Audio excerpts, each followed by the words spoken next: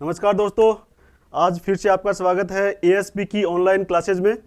ठीक है, पिछले लेक्चर में अपने पढ़ा था कि प्रसार शिक्षा क्या है, पशुपालन प्रसार का महत्व क्या है, उसका योगदान क्या है। ठीक है, अब हम पढ़ेंगे प्रसार शिक्षा का कार्य क्या है।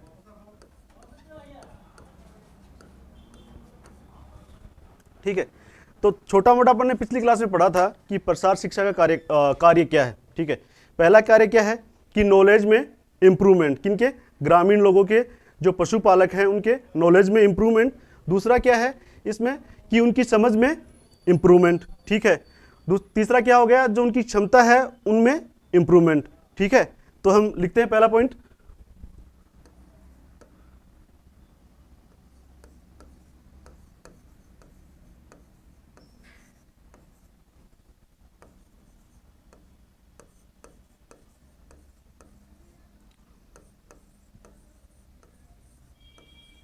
ठीक है, ग्रामीण लोगों के समझ, जो नॉलेज है उनको बढ़ाना। ठीक है, किस बारे में, कि वहां पे आप क्या क्या कर सकते हैं, अभी क्या कर रहे हैं और बाद में क्या क्या कर सकते हैं। दूसरा पॉइंट की बात करें अपन,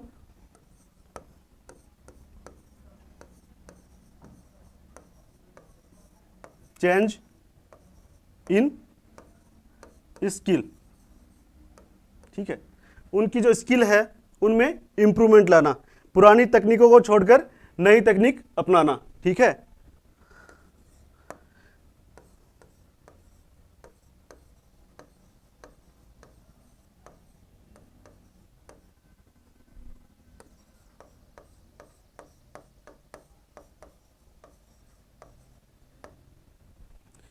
टू चेंज इन एटीट्यूड, उनके आचरण हैं उनमें स्थायी परिवर्तन लाना। ठीक है, चौथे पॉइंट की हम बात करें,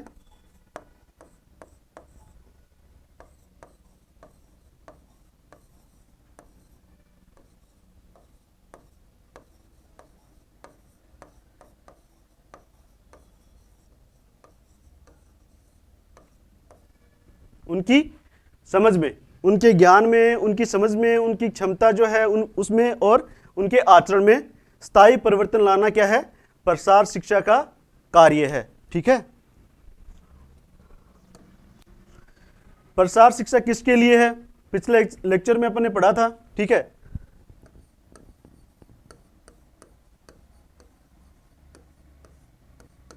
किसके लिए है ना। ठीक है, तो ये शिक्षा किसके लिए है, ग्रामीण पशुपालकों के लिए है। ठीक है, दूसरा क्या है, इसमें उम्र की सीमा नहीं है, मतलब बच्चे से लेकर बूढ़े तक। ठीक है, इसका कोई दायरा सीमित नहीं है कि आप ग्रामीण लोगों को ही ये शिक्षा दें, आप शहरवासी जो पशुपालक हैं उनको भी ये शिक्षा दे सकते हैं। ठीक है, तो पहला लिखेंगे, बच्चों से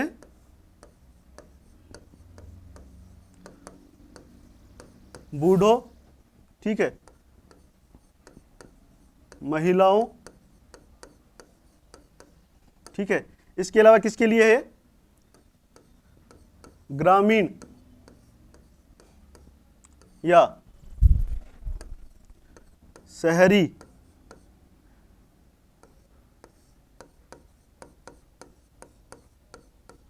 जो पशु पालते हैं।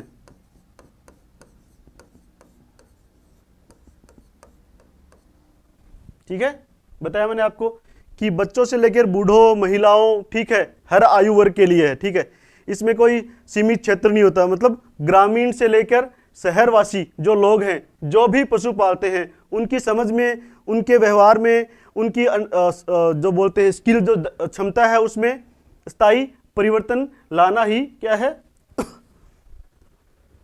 प्रसार शिक्षा है। और ठीक है, अब क्यों देते हैं प्रसार शिक्षा, क्यों जरूरी है, क्यों जरूरी है, कि वो अपने जो जीवन स्तर है उसको ऊंचा कर सके।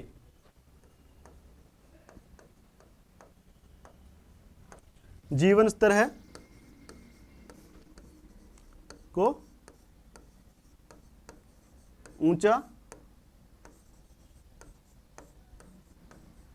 कर सके। ठीक है, कैसे करेंगे, जैसे आपदा है, अकाल पड़ गया, ठीक है, अब पशु को चारा चाहिए, ठीक है, तो अपने पास चारा क्या होगा, वो खत्म हो जाएगा अगर अपने को प्रिजर्व करने का तरीका नहीं पता है तो, ठीक है। तो हरे चारे की बात करते हैं अपन। पशुओं के लिए हरा चारा क्या होता है, एक निश्चित समय के लिए ही होता है।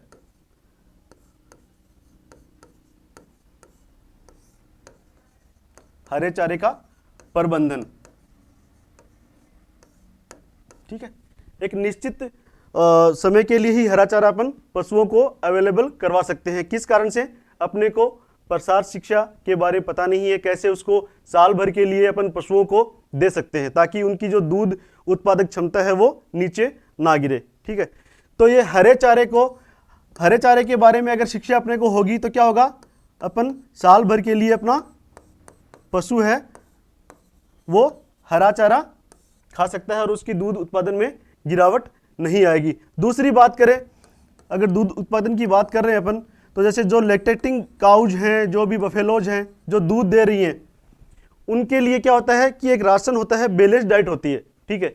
वो क्या होती है कि उनके दूध उत्पादन की जो क्षमता होती है उसको नीचा नहीं आने देती। इसी तरह से जो गाभिन है, गाय और भैंस है, भेड़ बकरी जो भी है, उनके लिए अलग से न्यूट्रिशन की रिक्वायरमेंट होती है, ठीक है। तो अपन प्रसार शिक्षा क्या करेगी, आपको बताएगी कि कैसे अपन उसको कौन सी डाइट किस समय देनी चाहिए। जब जो भी बछड़ा है वो ग्रोइंग फेज में है, ठीक है, तो उसको किस तरह के राशन की आवश्यकता है, जो गाभिन पशु है उसको कितने न्यूट्रिशन की रिक्वायरमेंट है, ठीक है, या दूध दे रही जो गाय है उसको क्या चाहिए कि वो अपना दूध बढ़ाकर दे सके, ठीक है। अब हम बात करेंगे प्रसार शिक्षा जो है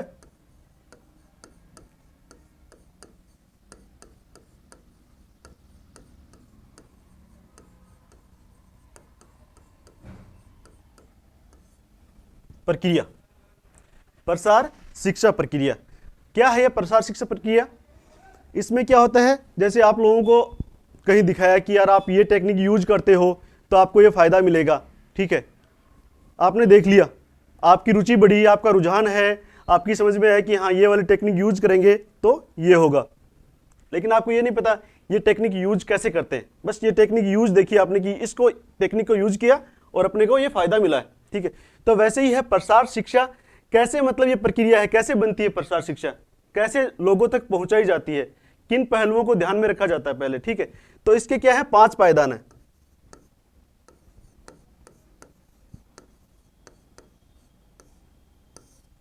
अगर हम उदाहरण की बात करें तो घर में आप रोटी खा रहे हैं, ठीक है, आपको बनी बनाई मिल गई, लेकिन आपको ये नहीं पता है उसके लिए पहले पानी भी चाहिए होता है, नमक चाहिए होता है, ठीक है, आटा चाहिए होता है, फिर उसको सिकाना होता है, बेलना होता है, ठीक है, वैसा ही कुछ है ये, है ना। तो 5 चरण कौन कौन से हो गए, एनालिसिस,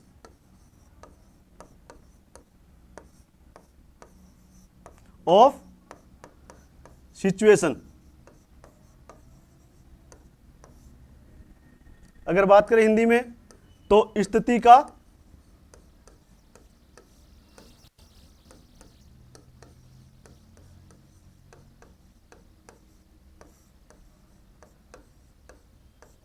विश्लेषण। स्थिति का विश्लेषण कैसे करते हैं, ठीक है, कौन सी समस्याएं हैं जिनके बारे में हमें ग्रामीण लोगों को बताना चाहिए ताकि वो उस चीज में जो रूढ़िवादी परंपरा है जो पुराने जमाने से चली आ रही है उसमें चेंज कर सके। तो इसके लिए क्या करना होता है, जो आयोग बनाया था, ठीक है, वो आयोग क्या करता है, वो ग्रामीण परिवेश में पहले जाता है, वहां के लोगों के बीच में पहुंचता है वहां पर, ठीक है, वहां पर बीच में पहुंचकर पहले जो पशुपालक हैं उनको, ठीक है, उनका रहना सहना, उनकी अर्थव्यवस्था, ठीक है, उनकी टेक्निक, ठीक है, टेक्निक के अलावा क्या करता है, इर्द गिर्द में जो भी वातावरण है उसकी जांच पड़ताल करता है, ठीक है, जांच पड़ताल करके क्या करता है, वो एक तथ्य का संग्रहण करता है कि भाई ये प्रॉब्लम है जिनसे ग्रामीण वासी पशुपालक जूझ रहे हैं, ठीक है, तो वो क्या करता है, उनको लिख लेता है, ठीक है, कि ये समस्या है उनके पास। जैसे आप बात करें उसको ये नहीं पता है कि आप हरे चारे का संग्रहण बता दिया, चाहे उसको ये नहीं पता है कि जो पशु दूध दे रहा है उसको खाना कैसे देना है, कौन सा खाना उसके लिए सर्वोत्तम है, ठीक है, या उसके आसपास की मिट्टी कैसी है, ठीक है, मिट्टी के प्रकार कौन सा है, जिस मिट्टी में वो अनाज कर रहा है, ठीक है, पानी की व्यवस्था है या नहीं है वहां पर, ठीक है, मिट्टी कैसे हो गई, काली मिट्टी हो गई, रेतीली मिट्टी हो गई, ठीक है, इसके अलावा अपनी क्षारीय मिट्टी हो गई। तो सब कुछ डाटा जो उसने अभी ऑब्जर्व किए, सर्वे किया, उनका एक संग्रहण करता है, ठीक है। संग्रहण करने के बाद में क्या होता है,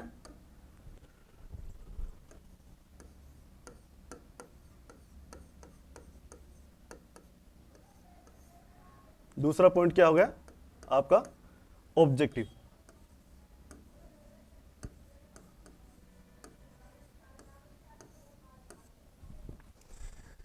प्रसार शिक्षा प्रक्रिया में 5 चरण मैंने बताए, 5 पायदान होते हैं। पहला पायदान की बात करिए अपन ने, स्थिति का विश्लेषण, ठीक है, वो सर्वे हुआ, समस्याओं का समस्याएं उजागर हुई, ठीक है, उन समस्याओं क्या करेंगे, उनमें से कुछ समस्या अपन क्या करेंगे, छांट लेंगे।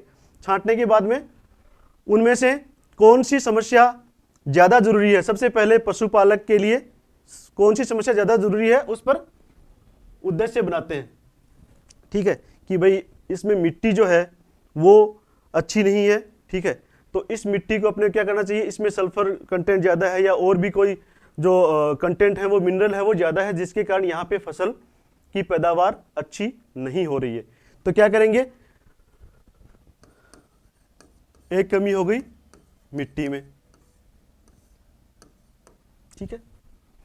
अब दूसरी कमी की बात करें कि जो बीज वो काम में ले रहे हैं वो अच्छे नहीं है, ठीक है, उनकी पैदावार वैसे ही कम है, ठीक है। तीसरी बात करें कि वो उपयुक्त मौसम में वो फसल है वो नहीं बो रहे हैं, ठीक है, तो मौसम का भी ध्यान रखते हैं, ठीक है, तो उनको अवगत कराते हैं कि इस मौसम में ये फसल आपको बोनी चाहिए, तब आपको फायदा होगा। आपको ये वाला बीज जो अभी यूज कर रहे हैं वो ना यूज करके आपको जो नई किस्म आई है बीजों की वो आपको यूज करनी चाहिए। या फिर मिट्टी जो है, आपकी मिट्टी है वो काली मिट्टी है, चिकनी मिट्टी है, वहां पे गन्ना ज्यादा होगा, वहां पे गन्ना ज्यादा होगा, वहां पे चावल होंगे, आप क्या बो रहे हो, आप बाजरा बो रहे हो, ठीक है, तो आपको या तो आपको वहां पर बाजरे की जगह क्या बोना होगा, गन्ना बोना होगा, ठीक है। तो ये क्या हो गया, शिक्षा मिल गई उनको कि यार ये अपन गलत कर रहे थे, वहां पे तो अपने को गन्ना बोना चाहिए, तो पैदावार अल्टीमेटली आपको बढ़ी हुई मिलेगी, ठीक है। या फिर अगर मिट्टी बिल्कुल सही है तो फिर क्या करेंगे, आपका बीज है वो चेंज कर दीजिए, आप उन्नत किस्म के जो बीज हैं वो यूज करिए, ठीक है। इसके अलावा आप करते हैं कि ड्रिप सिस्टम यूज कर रहे हैं या फव्वारे वगैरह जो भी यूज कर रहे हैं वो भी आपको ध्यान में रखते हैं, ठीक है।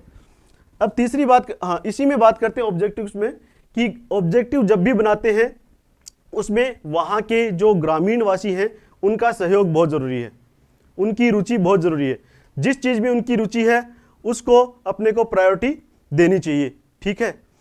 तो ये हो गया उद्देश्य, मतलब एनालिसिस ऑफ सिचुएशन में क्या होता है, व्हाट इट इज एक्चुअली, मतलब वहाँ क्या है, ठीक है। इसमें क्या होता है, व्हाट शुड बी, क्या होना चाहिए, ठीक है, व्हाट शुड बी, उद्देश्य बनाते समय यह ध्यान में रखते हैं व्हाट शुड बी, मतलब क्या होना चाहिए, क्या है, ठीक है। अब तीसरी बात करते हैं अपन टीचिंग की, शिक्षण की बात करते हैं।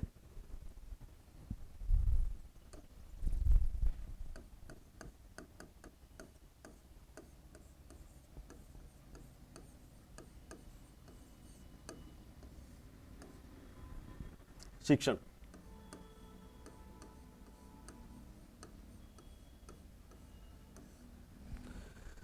शिक्षण में क्या होता है कि उन्हें क्या पढ़ाया जाए और कैसे उनको पढ़ाया जाए, किस चीज में उनकी रुचि है वो पढ़ाते हैं उनको, ठीक है। तो शिक्षण में क्या आ गया कि पढ़ाने का तरीका क्या होना चाहिए, बहुत सारी विधियां हैं पढ़ाने की, ठीक है।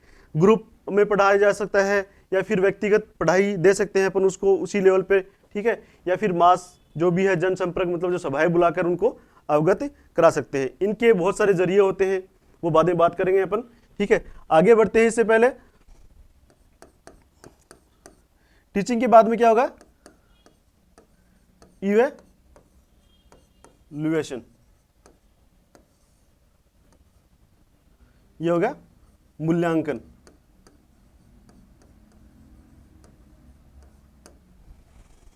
मूल्यांकन की बात करें तो एक उदाहरण लेकर अपन उसको समझा सकते हैं। जैसे टीचर ने आपको पढ़ाया, ठीक है, पढ़ाने के बाद में क्या हुआ, टीचर को लगा कि हाँ सब बच्चों को समझ में आया है, ठीक है, वही मानकर चलता है, अगर कोई ऑब्जेक्शन वहां पे नहीं आता है कि भाई ये समझ में नहीं है। टीचर ने पढ़ाया, फिर क्या किया टीचर ने कि भाई बच्चों को कितना समझ में आया, उसके लिए वो क्या करता है, उसके लिए वो टेस्ट करता है, एग्जाम, ठीक है, ये क्या है, एक तरह की एग्जाम। अब इस एग्जाम में क्या हुआ, किसी बच्चे को कम नंबर आए, किसी को बहुत अच्छे नंबर आए, तो टीचर क्या करता है, फिर उसको रिकंसिडर करता है, पुनर्विचार करता है। तो पांचवा पॉइंट क्या हो गया अपना, रिकंसिडरेशन।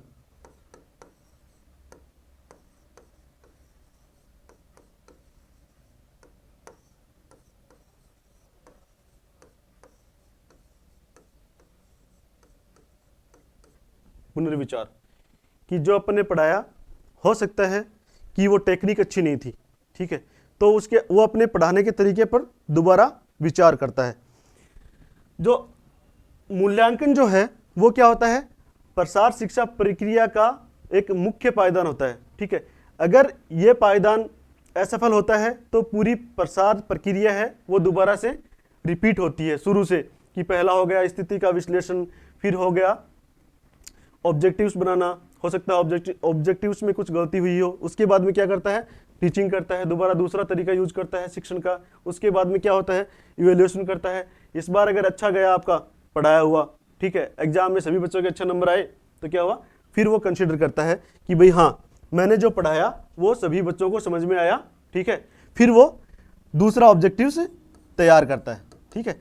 तो क्या पढ़ा अपन ने, प्रसार शिक्षा प्रक्रिया के 5 पायदान, ठीक है।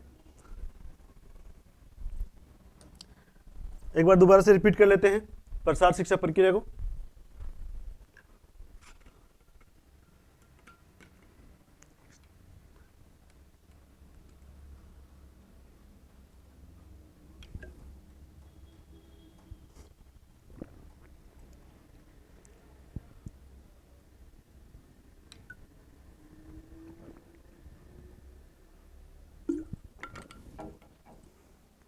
तो प्रसार शिक्षा प्रक्रिया के 5 पायदान होते हैं, ठीक है। पहला पायदान हो गया स्थिति का विश्लेषण। प्रसार शिक्षा अधिकारी को यह जिम्मेदारी सौंपी जाती है कि आप जाइए ग्रामीणों के बीच में, उनकी जो इर्द गिर्द का वातावरण है उसको समझिए, वहाँ की जो समस्याएं हैं, ठीक है, उनको संग्रहण कीजिए, ठीक है। संग्रहण करने के बाद में क्या होता है, ऑब्जेक्टिव्स बनते हैं। ऑब्जेक्टिव्स क्या होने चाहिए, सीमित होने चाहिए, ठीक है, और ग्रामीणों की भागीदारी उसमें महत्वपूर्ण होती है। ग्रामीणों की रुचि के बिना कोई भी प्रसार शिक्षा कार्यक्रम संपूर्ण या सफल नहीं हो सकता। ऑब्जेक्टिव से बाद में आया टीचिंग। टीचिंग में क्या होता है कि ग्रामीणों को उसके बारे में बताया जाता है कि भाई आपके लिए क्या अच्छा है, क्या बुरा है, ये टेक्निक यूज मत करिए, ये यूज करिए आप, ठीक है। आपकी फसल की पैदावार बढ़ानी है तो क्या करेंगे आप, आपको दूध उत्पादन बढ़ाना तो क्या करेंगे आप, ठीक है। ऑब्जेक्टिव्स, इसके बाद में टीचिंग हो गया। टीचिंग के बाद में क्या करते हैं, एग्जाम होती है, ठीक है। एग्जाम मूल्यांकन जिसे बोलते हैं अपन, ठीक है। तो मूल्यांकन में क्या होता है कि वो उस पे सोचते हैं कि हाँ जो पढ़ाया गया अभी तक वो कितना अच्छा गया, अपन वो अच्छा गया है तो रिकंसिडर करते हैं कि नेक्स्ट में क्या करें, अब नेक्स्ट ऑब्जेक्टिव बनाते हैं, और इस तरह से ये प्रसार प्रक्रिया जो है, शिक्षा प्रक्रिया है, वो पूर्ण होती है, ठीक है। अब कुछ जो साइंटिस्ट हैं, कुछ लोग हैं, उन्होंने प्रसार शिक्षा के लिए कुछ टर्म्स दिए हैं।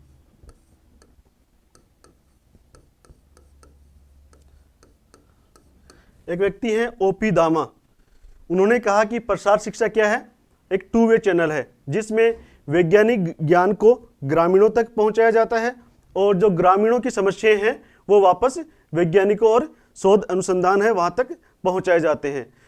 आरएन टैगोर ने कहा कि आत्मा की संतुष्टि ही शिक्षा है, ठीक है।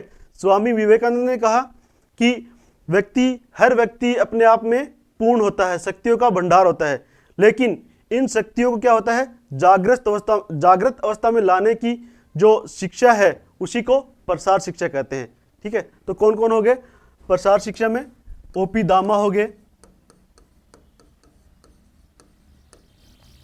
इन्होंने क्या कहा, यह एक टू वे चैनल है, प्रसार शिक्षा एक टू वे चैनल है जिसमें वैज्ञानिक ज्ञान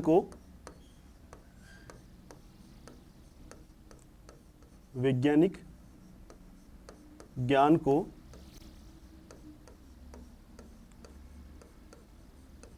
ग्रामीणों तक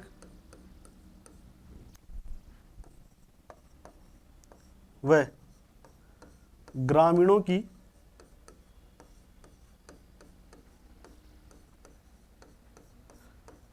समस्या को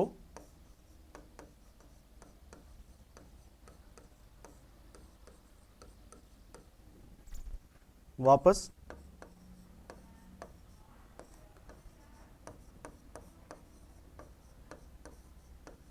वैज्ञानिकों या शोध संस्थाओं तक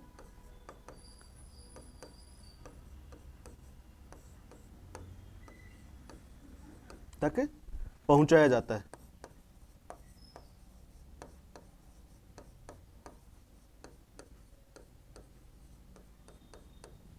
ठीक है, नेक्स्ट बात करें हम आर एन टैगोर की।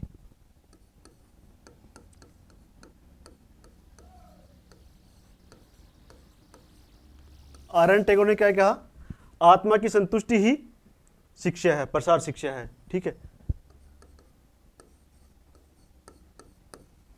आत्मा की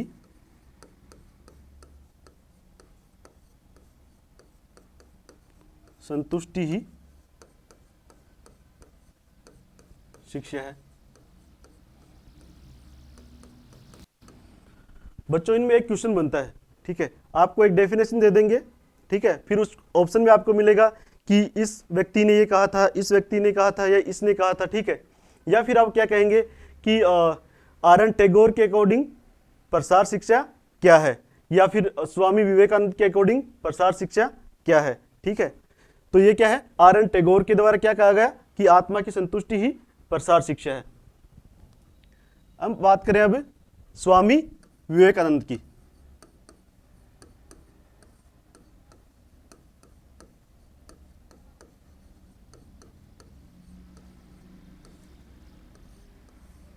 उन्होंने कहा हर मनुष्य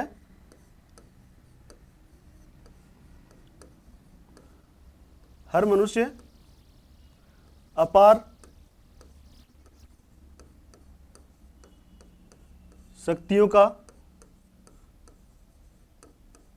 भंडार वह पूर्ण होता है। ठीक है, इन शक्तियों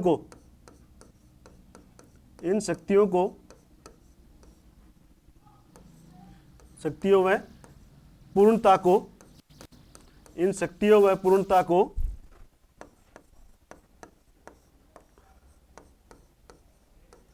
जागृत अवस्था में लाने की शिक्षा है। शिक्षा क्या है, प्रसार शिक्षा है। ठीक है, स्वामी विवेकानंद हो गए, ओपी दामा हो गए, आर एन टैगोर हो गए। दूसरी बात करें अपन जे एस थॉमसन की।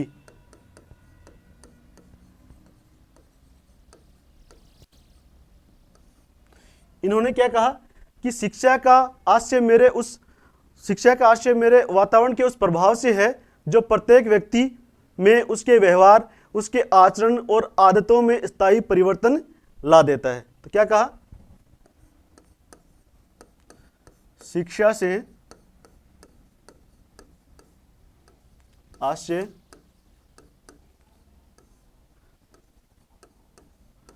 वातावरण के उस प्रभाव से है जो प्रत्येक व्यक्ति में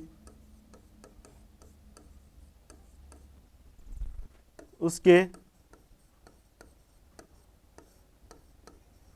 व्यवहार, आचरण व आदतों में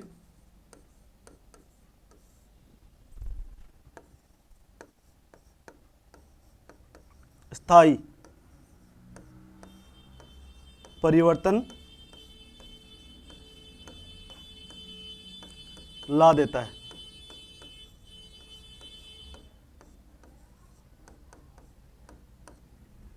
ठीक है बच्चों, ये कुछ डेफिनेशन थी जो प्रसार शिक्षा के बारे में अलग अलग व्यक्तियों ने अपनी राय रखी थी। ठीक है, एक है कृष्णमचारी। इन्होंने क्या कहा प्रसार शिक्षा के बारे में कि यह एक कंटिन्यूअस शिक्षा है, इसमें कोई बाधा नहीं है, असीमित है, हर किसी के लिए है। ठीक है, वीटी कृष्णमचारी। ठीक है, इन्होंने क्या कहा, यह शिक्षा क्या है,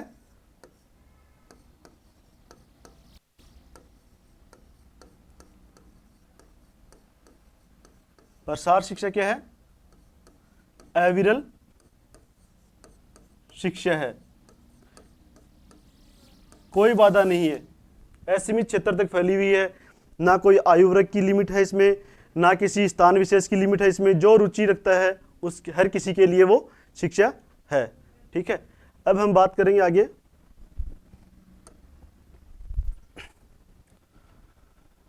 प्रसार शिक्षा विधियां।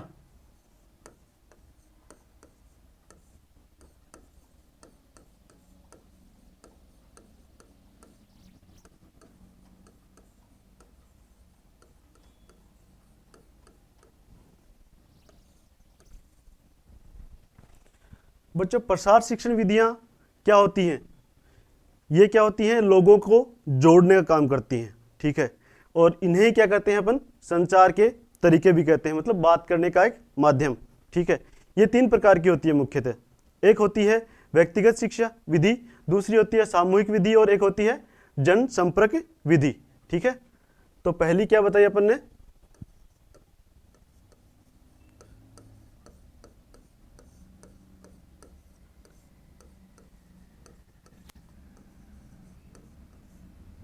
ठीक है, दूसरी अपन ने बताई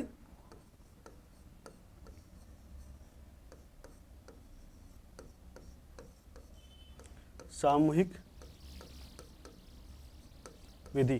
ठीक है, और तीसरी क्या थी,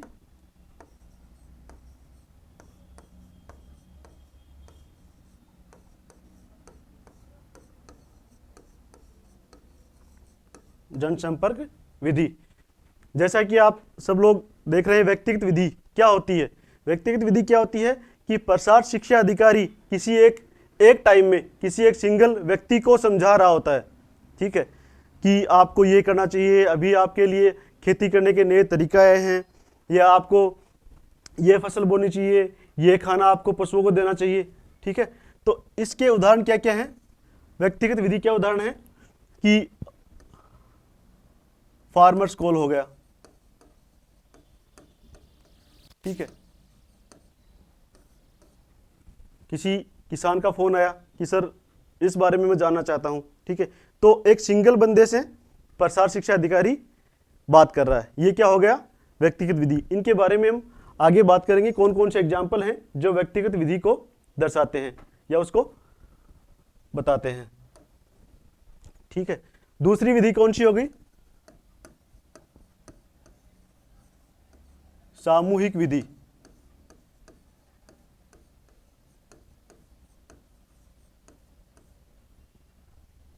सामूहिक विधि, नाम से ही प्रतीत हो रहा है कि समूह में लोगों को समझाना। ठीक है, समूह कैसे बनाते हैं, जो प्रसार शिक्षा अधिकारी है वो पहले वहाँ पर जिस भी ग्रामीण परिवेश में जा रहा होता है वहाँ पर जो सरपंच होता है उसे कॉल करता है, ठीक है। फिर वहाँ बताता है कि मैं 2 से 3 दिन बाद में ये इस चीज़ पर मैं आपको ग्रामीणों को बताऊंगा, ठीक है। तो 2-3 दिन पहले ही प्रसार शिक्षा अधिकारी को स्थान विशेष के बारे में सूचना देनी चाहिए, ठीक है। इसमें क्या होता है, 15 से लेकर 100 व्यक्ति होते हैं, 3 अलग अलग ग्रुप होते हैं, ठीक है। एक हो गया छोटा ग्रुप, और एक हो गया मध्यम ग्रुप, और एक हो गया वृहद ग्रुप, ठीक है। अब अपन बात करें छोटा समूह, इसमें क्या होते हैं, 15 से 25 व्यक्ति ही होते हैं। कम से कम 15 व्यक्ति हैं वहां पर उस समूह में, तो उसको बोलते हैं छोटा समूह, ठीक है। दूसरी बात करें अपन मध्यम ग्रुप की, इस ग्रुप में कितने व्यक्ति होने चाहिए, 15 से 25 से 50 व्यक्ति उस ग्रुप में होने चाहिए, ठीक है। तीसरी बात करें अपन वृहद ग्रुप, वृहद ग्रुप तभी बोलेंगे उस समूह में जब उस समूह में 100 व्यक्ति, 50 से लेकर 100 व्यक्ति उपस्थित हो, ठीक है।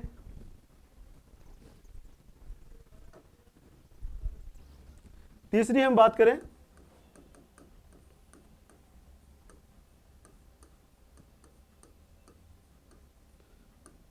जनसंपर्क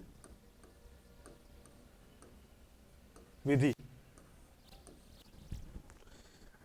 मास मीडिया मेथड। इसमें क्या होता है कि बहुत सारे लोग एक वक्ता को सुन रहे होते हैं, जैसे टीवी पे प्रधानमंत्री जी भाषण दे रहे हैं, ठीक है, या रेडियो पे राजवास के द्वारा धीणेरी बातें एक कार्यक्रम चल रहा है, ठीक है। इसके अलावा एग्जीबिशन हो गया, प्रदर्शनी होगी किसी चीज़ की, कि हमने ये देखा, ये काम किया, हमने खेती में नई टेक्निक यूज करी और हमने उससे पैदावार बहुत ही अच्छी प्राप्त की। न्यूज़पेपर में कोई न्यूज़ आई, वो कौन पढ़ रहा है, सारा देश पढ़ रहा है, जो, ठीक है। इसके अलावा अपन बात करें मास मीटिंग हो गई, ठीक है। ये कुछ क्या है, जनसंपर्क विधि के उदाहरण हैं, ठीक है।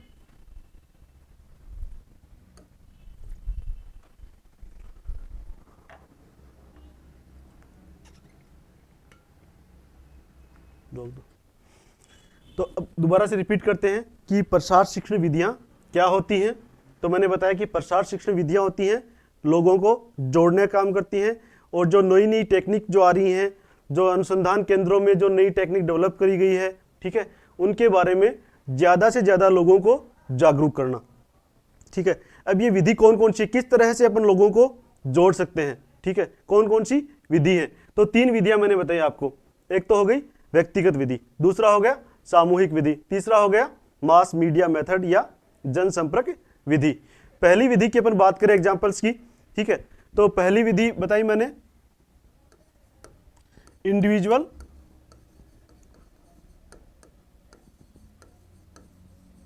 मेथड, ठीक है।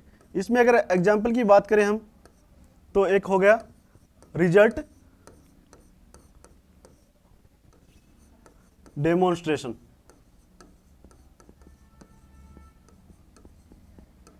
ठीक है।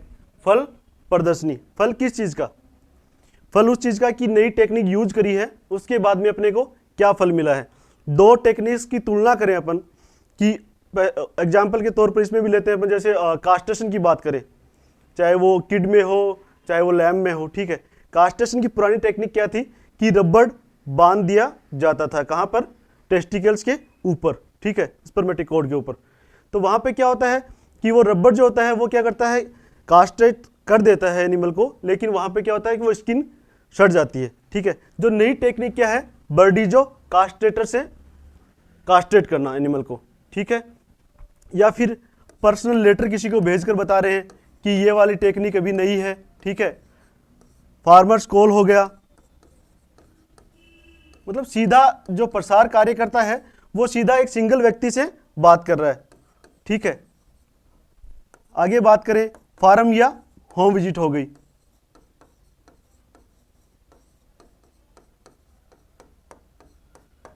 यहां भी क्या है कि घर पर जाकर प्रसार अधिकारी एक ही व्यक्ति से संवाद कर रहा होता है और उसको नई नई तकनीकों के बारे में बता रहा होता है। तो ये हुआ अपना इंडिविजुअल मेथड, किसका, प्रसार शिक्षा विधियों में से एक मेथड, ठीक है। दूसरे मेथड की बात करते हैं अपन,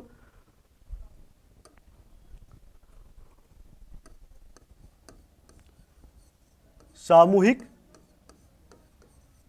या ग्रुप मेथड।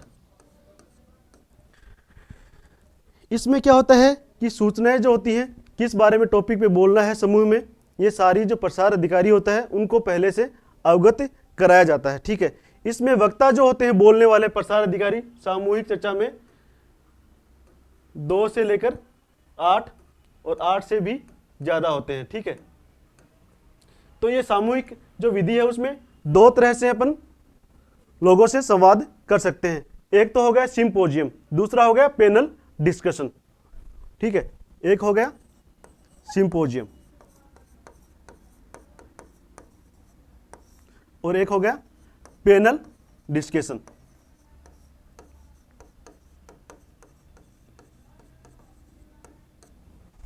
सिंपोजियम में क्या होता है कि 2 से अधिक प्रसार अधिकारी होते हैं जो वक्ता के रूप में काम करते हैं और उन सभी को जो टॉपिक दिया गया होता है उनके बारे में पता होता है, सभी को बराबर मौका मिलता है बोलने का। ठीक है, और जो श्रोता जो होते हैं उनसे जब अपना डिस्कशन खत्म होता है तो उससे उनके क्वेश्चन मांगे जाते हैं कि भाई आपको कोई ऑब्जेक्शन है या आपके कोई क्वेश्चंस हैं तो आप अभी बता दीजिए। ठीक है, तो यह हो गया सिंपोजियम। सिंपोजियम में क्या होते हैं, 2 से अधिक प्रसार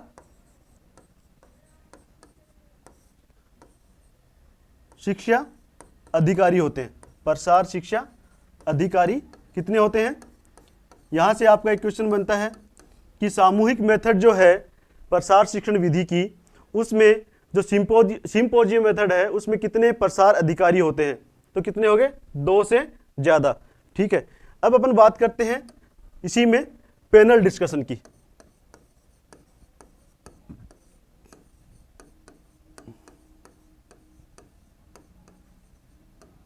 ठीक है, अब पैनल डिस्कशन में क्या होता है कि 8 से ज्यादा लोग भाग लेते हैं। ठीक है, वही बात कि सभी को उस टॉपिक के बारे में पता होना चाहिए और प्रसार अधिकारी का ये दायित्व बनता है कि हर एक जो पार्टिसिपेंट जो होता है, जो वक्ता होता है, उसको बोलने का मौका मिलना चाहिए। ठीक है, इसमें क्या होते हैं, जो प्रसार शिक्षा अधिकारी होते हैं वो एक राउंड टेबल पर बैठे होते हैं। ठीक है, और सामने जो श्रोतागण होते हैं वो उनकी बातों को सुन रहे होते हैं और जैसे ही ये डिस्कशन खत्म होता है उसके बाद में क्वेश्चन और आंसर्स का सेशन होता है। वहीं पर कोशिश होती है कि जो भी समस्याएं हैं वहीं पर उनका निराकरण हो जाए।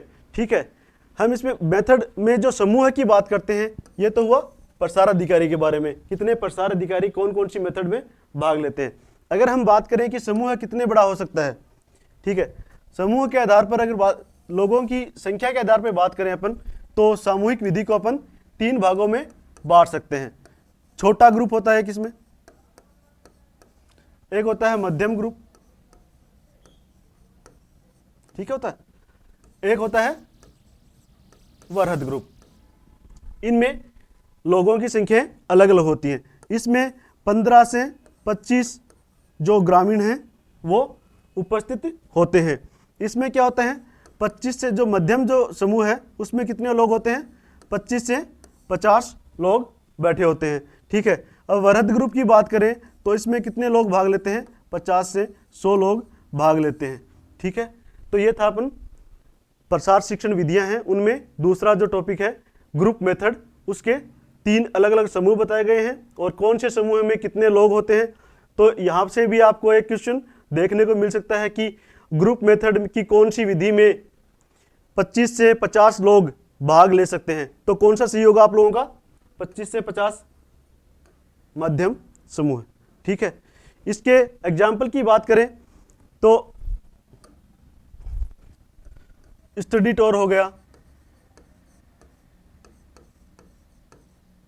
ठीक है, इसकी बात करें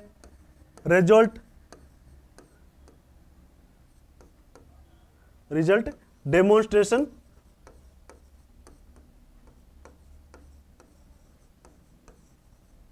मीटिंग।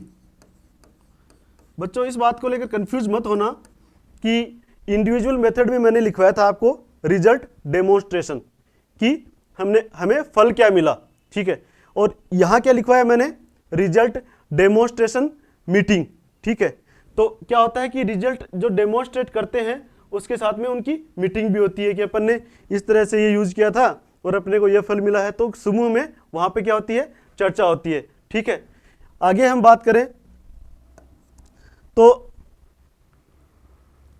आगे हम बात करते हैं स्मॉल ग्रुप हो गया। ठीक है, जो घूमने गया कहीं पर। ठीक है, तो वो भी क्या हो गया, इसका एक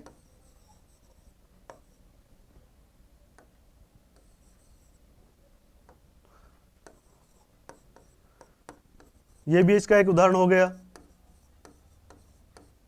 ठीक है, तो स्टडी टूर हो गया समूह की, अगर एग्जांपल की बात करें सामूहिक विधि की। दूसरा हो गया रिजल्ट डेमोन्स्ट्रेशन मीटिंग, ये वाला जो है वो इसमें इंपॉर्टेंट है, मार्क कर लेना आप लोग। ठीक है, इसके अलावा स्मॉल ग्रुप है। ठीक है, जो घूमने गया है या फिर कुछ सीखने गया है। जैसे मैं बात करूं, उदाहरण करूं इसमें, जैसे WVS के द्वारा, ठीक है, एक ट्रेनिंग दी जाती है। ठीक है, तो उसके लिए वो क्या है, आमंत्रित करते हैं ऑनलाइन कि आप आ सकते हो और हमारे यहाँ ट्रेनिंग ले सकते हो। किसकी, कास्टेशन हो गया या फिर जो भी आपका न्यूट्रल हो गया या फिर स्टरलाइजेशन हो गया। ठीक है, लेकिन इसमें क्या होता है, एक समूह बनता है, ऐसे नहीं कि एक पर्टिकुलर इंडिविजुअल व्यक्ति को वो वहाँ पर सिखाते हैं। Small group training. ठीक है, तो ये सारा सब कुछ हो गया। समूह है जो विधि है, सामूहिक विधि है, उसका उदाहरण। अब बात करते हैं हम लोग जन संपर्क विधि की। ठीक है, जनसंपर्क विधि की एक व्यक्ति के द्वारा किसी भी सोर्स से बहुत बड़ी आबादी में किसी चीज को प्रसारित करना या उनको ज्ञान देना। जैसे टीवी पर बताया मैंने अभी थोड़ी देर पहले, टीवी पर आप कुछ देख रहे हैं, ठीक है, वो हो गया। या रेडियो टॉक हो गई, अभी चल रहा है राजूवास के द्वारा धीणेरी बातें। ठीक है, या फिर प्रदर्शनी हो गई। ठीक है, प्रदर्शनी हो गई इसमें। ठीक है, कोई कैंपेन अभियान चल रहा है, न्यूज़पेपर ले सकते हैं अपन। मास मीटिंग हो गई, वो भी किसका उदाहरण है, जनसंपर्क विधि का। तो क्या हो गया एग्जाम्पल, न्यूज़पेपर हो गया। एक बार में ही बहुत सारे लोगों तक उस शिक्षा का प्रसार होना। ठीक है, तो ये एक माध्यम है।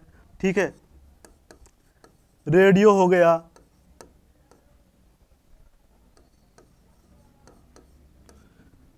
टेलीविजन टॉक हो गई। ठीक है, एग्जीबिशन हो गया।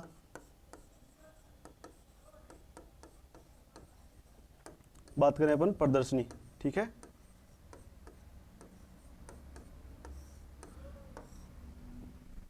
इसके अलावा